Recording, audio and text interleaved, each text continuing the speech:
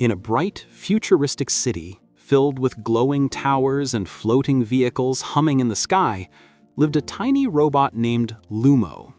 He wasn't the strongest, or the fastest, or the loudest. In fact, he was the smallest robot in the entire city. But Lumo carried something brighter than any machine, a gentle spark of kindness. One morning, as Lumo rolled out onto the streets, he felt something strange in the air. The city was loud, tense, and filled with frustration. Robots were arguing in the square, bumping into each other, complaining, yelling over the smallest things. Lumo watched quietly, his glowing eyes dimming with sadness.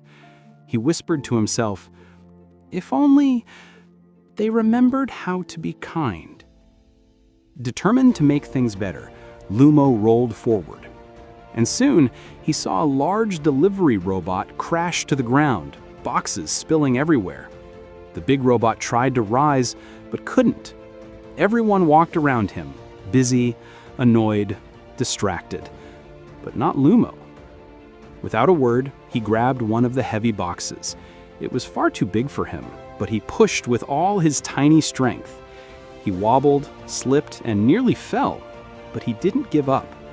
One box, then another, until the big robot could finally stand again. The giant robot blinked softly and said, "Thank you, little one." No one else even stopped. Lumo smiled gently. Helping felt right. It felt warm.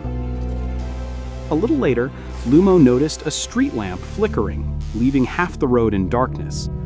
People avoided the spot, annoyed by the inconvenience. Lumo climbed the pole, opened his tiny toolkit, and repaired the broken wires. The lamp flared back to life, washing the street in warm, golden light. A passing family smiled at Lumo. He blinked back happily. But then, he saw something even more important. A little girl sitting by a fountain, crying. Lumo approached slowly. "Are you okay?" he asked. She wiped her tears. "My balloon! It flew away!" Lumo looked up. A small red balloon floated higher and higher into the sky. Without hesitation, Lumo activated his tiny drone wings and soared upward. Wind rushed around him as he chased the balloon between beams of sunlight. Just when it seemed out of reach, he caught the string.